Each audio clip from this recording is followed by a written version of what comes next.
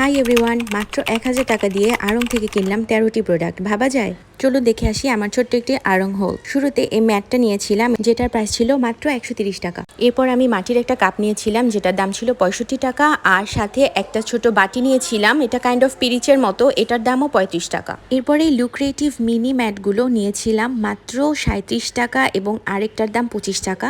এগুলো আমার কাছে বেশ রিজনেবল মনে হয়েছে। এরপরে নিয়েছিলাম একটা শোপিস টাইপের আয়না, যেটার দাম ছিল মাত্র 75 টাকা।